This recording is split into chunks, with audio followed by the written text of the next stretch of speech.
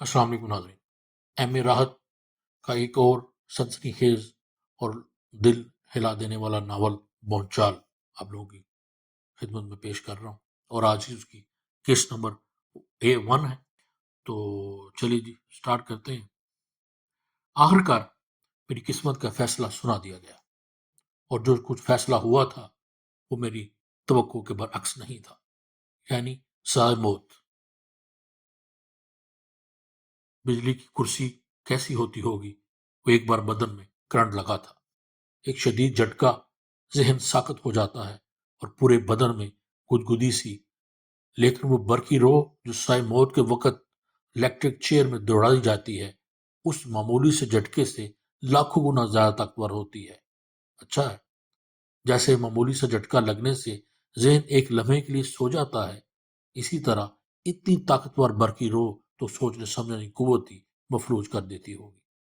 Science ने जहाँ लोगों को तकलीफ पहुंचाने की बहुत सी इजाज़त की हैं, वहीं इंसान की आसानी के लिए भी बहुत से काम हुए।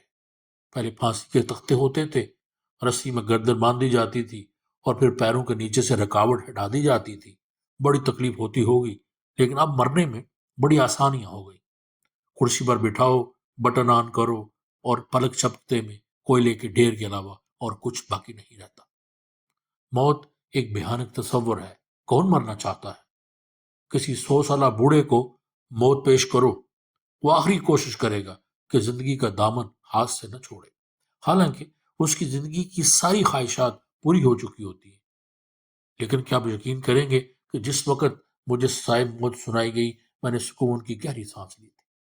बाज़-औक़ात इंसान की जिंदगी इस नहज पर पहुंच जाती है जहां वो खुद जिंदा नहीं रहता, बल्कि एक मकसद उसकी रगों में खून बनकर दौड़ता रहता है। वही मकसद रूह कहलाता है, और जब वो मकसद पूरा हो जाता है तो जिंदगी मट्टी के सिवा कुछ नहीं होती। अब अगर आप इस गलीज मट्टी से कोई दिलचस्पी रखते हैं तो इसका बोझ उठाए उठाए फिरे, वरना जब मकसद पूरा हो गया तो फिर जिंदगी का क्या मानी रखती है। और मैं खुश नसीब इंसान हूं, जो मेरा मकसद था मैं उसे पूरा करने में कामयाब हो गया था। चौधरी बदर शाह के 6 जवान बेटे, उसकी बीवी, वो खुद, एक बेटी, एक दामाद, पूरे 10 आदमी थे, और मैंने उन 10 के 10 को उन्हीं के घर में बंद करके जला दिया था। हाँ, मैंने जो कहा था वो पूरा कर दिखाया था। अपने बाप की लाश पर खड़े होकर मैंने उसके सीने से उबलता हुआ खून अपने दोनों हाथों में लेकर चेहरे पर मला था, और पूरी बस्ती के सामने कहा था, बस्ती वालों सुन लो, तुमने देखा कि चौधरी बदर शाह ने मेरे बूढ़े बाप को किस तरह कत्ल किया है। खुदा की कसम, हुकूमत चौधरी बदर शाह को इस सिलसिले में कोई सजा दे या ना दे, मैं उसके खानदान को नेस्तो नबूद कर दूंगा। मैं चौधरी बदर शाह की नस्ल को आगे बढ़ने दूंगा। सुनो बस्ती वालों, मैं जा रहा हूं, तुम में से किसी में जरूरत हो तो मेरे बाप को कफन पहना देना, नहीं तो इसकी लाश की तकदीर में जो भी हो, मेरी जिंदगी का अब सिर्फ एक मकसद है। और फिर बरसात की एक रात, 3 दिन तक बारिश लगातार बरसने के बाद थोड़ी देर के लिए रुकी, तो बस्ती वालों ने देखा कि चौधरी बदर शाह की हवेली शोलों में गिरी हुई थी। उसकी और उसके अहल खाना की दर्दनाक चीखें रात के सन्नाटे में दूर दूर तक गूंज रही थी। और जब बस्ती के हमदर्द लोग हवेली की तरफ दौड़ते तो सनसनाती गोलियों ने उनका इस्तेमाल किया, और रात के सन्नाटे में गूंजने वाली आवाज मेरी ही तो थी।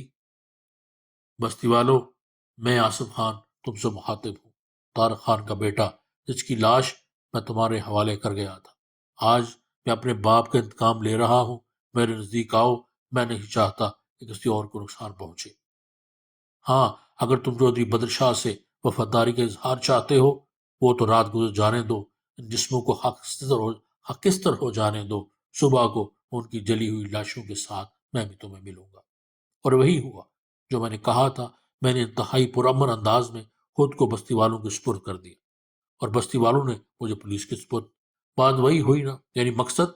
बाप की मौत के बाद मैंने कसम उठाई थी, और कसम खाते वक्त मुझे पूरा पूरा एहसास था कि जो कुछ मैं करने जा रहा हूँ उसका नतीजा क्या होगा। तो मैंने सोच लिया कि चौधरी बदर शाह ने सिर्फ मेरे बाप को कत्ल नहीं किया, लेकिन मुझे भी मार दिया है, क्योंकि अब मैं जिंदा ना था, सिर्फ एक मकसद जिंदा था, और जब वो पूरा हो जाए तो बाकी क्या रह जाता है। صرف مٹی کا ڈھیر۔ تو پولیس نے اس مٹی کے ڈھیر کے ساتھ جو سلوک کیا وہ نہ مجھے یاد ہے اور نہ یاد رکھنا چاہتا۔ پولیس افسر بھی حیران تھے کہ کس سرفریز سے پالا پڑ گیا ہے۔ بستی والوں کو بلا کیا مجال دی کہ میری ہمدردی کرتے۔ حکومت نے ہی میرے لیے وکیل صفائی مقرر کر دیا۔ وہ بیچارہ مجھ سے عاجز آ گیا تھا، کیونکہ جو کوئی مجھ سے کہتا میں اس کا الٹی کرتا تھا۔ تو نہایت آسانی سے میں نے اپنے لیے سزائے موت کی راہ ہموار کر لی اور مجھے موت کی سزا دی گئی۔ یہ چند روز عجیب و غریب احساسات کے روز تھے۔ نہ جانے کیا کیا خیالات میرے ذہن میں آتے۔ لوگ کہتے ہیں کہ موت کے وقت کا کوئی تعین نہیں، لیکن میں کہتا ہوں کہ مجھے اپنی موت کا معلوم ہے۔ آج سے 4 دن بعد 6:15 بجے مجھے سزائے موت دی جائے گی۔ کیسے مزے کی بات ہے۔ مجھے اپنی موت کا وقت معلوم ہے۔ ساری روایتیں جھوٹی ہو جاتی ہیں، لیکن صاحب کیا کہا جا سکتا ہے۔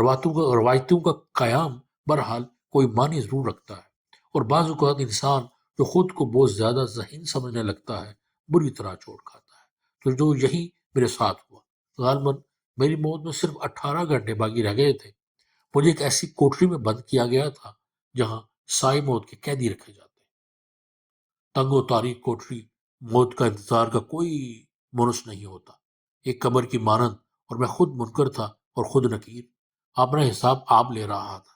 زندگی میں کیا کھویا ہے، کیا پایا ہے، کس پر ظلم کیا اور کس کے ساتھ نیکی۔ مگر نیکی اور بدی کا فیصلہ ہونے میں اب کتنی دیر باقی رہ گئی ہے۔ جس کا جو کام ہے کرے گا، میں کس کے معاملات میں ٹانگ کیوں اڑاؤں۔ تو صرف 18 گھنٹے باقی رہ گئے تھے۔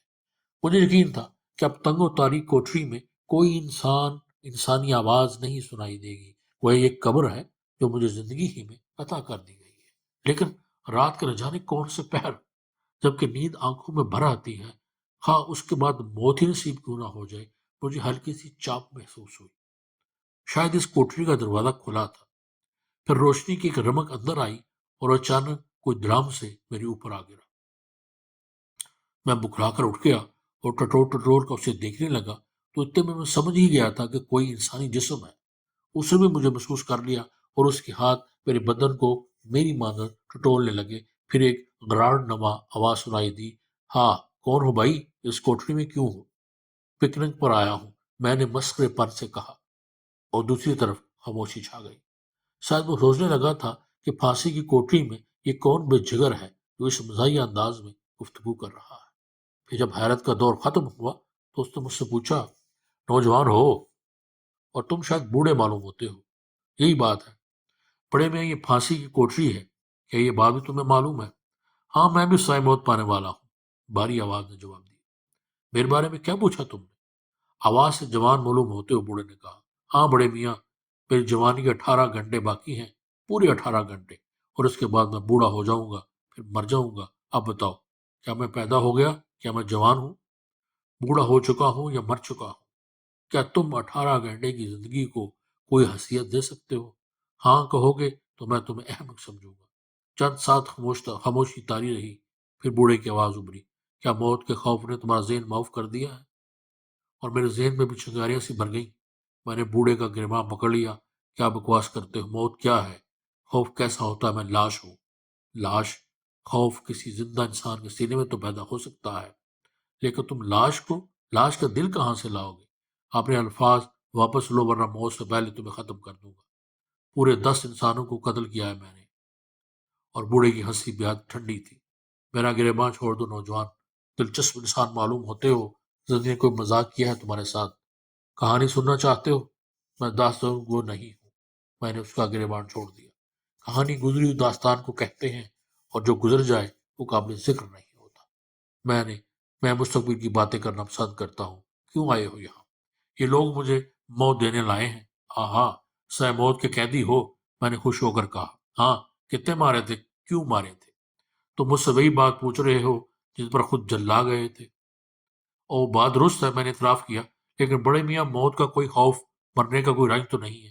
اور بوڑھے نے پھر ہلکا سا کہکا لگایا، موت مجھے پیش کی گئی ہے، میں نے اسے قبول نہیں کیا۔ کیا مطلب؟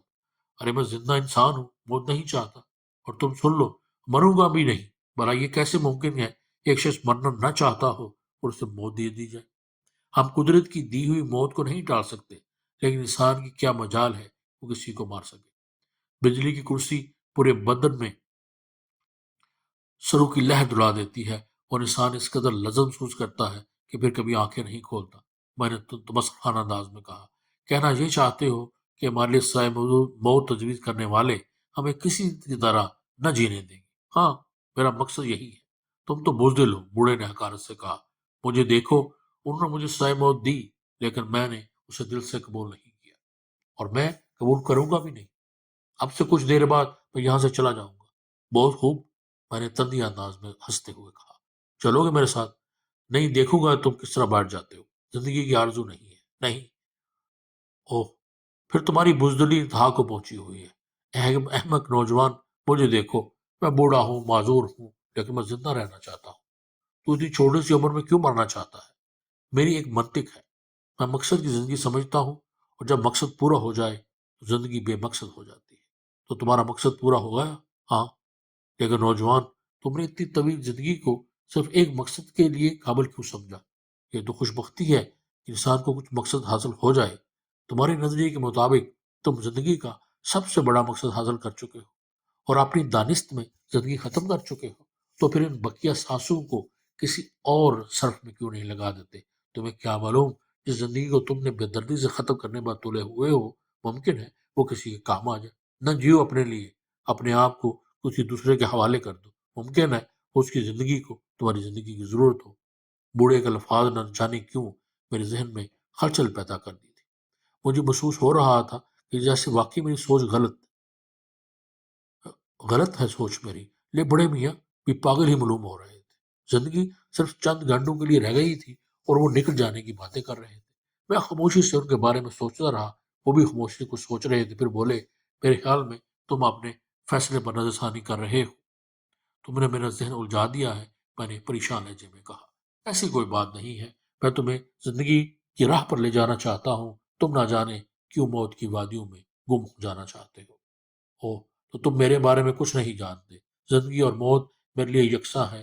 غور تو کرو، اس دنیا میں اربوں انسان ہیں، زمین کے ایک ایک حصے پر لاکھوں جاندار ہیں، ان میں رشتے ہیں، ناطے ہیں، محبتیں ہیں، اپنائیت ہے۔ میں نہیں کہتا کہ دنیا میں میرے جیسے نہ ہوں گے، لیکن میں دعوے سے کہتا ہوں کہ انہیں میری مانند جینے کی خوشی نہ ہوگی۔ میری زندگی سے کسی کو کوئی دلچسپی نہیں ہے۔ میں مر جاؤں گا تو کوئی آنسو نہیں بہائے گا۔ ایسے بے مقصد انسان کو کیوں جینا چاہیے؟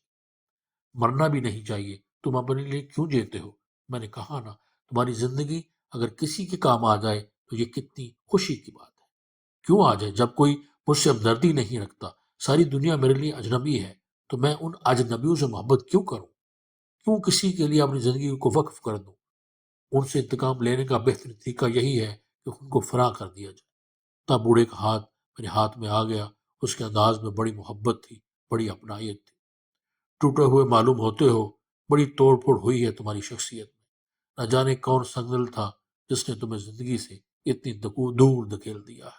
بہرحال، میں چاہتا ہوں کہ تم زندہ رہو۔ یوں سمجھو میں خود غرض انسان ہوں اور اپنے لیے تمہاری زندگی چاہتا ہوں۔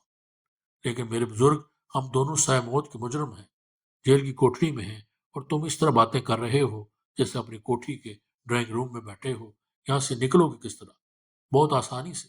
بات یہ ہے کہ میں بھی زندگی چاہتا ہوں۔ میں نے موت قبول نہیں کی، اور جو موت قبول نہیں کرتے وہ موت سے جنگ کرنا بھی جانتے ہیں۔ ابھی تھوڑی دیر بعد میں زندگی کے لیے موت سے جنگ کروں گا۔ اگر اس جد و جہد میں مارا گیا تو سمجھ لوں گا کہ اس جنگ میں شکست ہو گئی۔ ممکن ہے کہ زندگی ہی کامیاب ہو جائے۔ تو آج کی قسط کو یہیں پہ ختم کرتے ہیں۔ آگے کیا ہوا، میرے چینل کے ساتھ جڑے رہیے، اور اس ویڈیو کو لائک کیجیے، اور اگر کوئی آپ کے پاس کوئی سجیشن ہے، کوئی مشورہ ہے تو ضرور کمنٹ کریں، تاکہ اسے اگلی ویڈیو میں جو ہے وہ آپ سب سامنے اسی طرح اس کو پیش کیا جائے۔ تو پھر ملیں گے صلاح اگلی قسط میں، تب تک بھی اجازت دیجیے۔ اللہ حافظ۔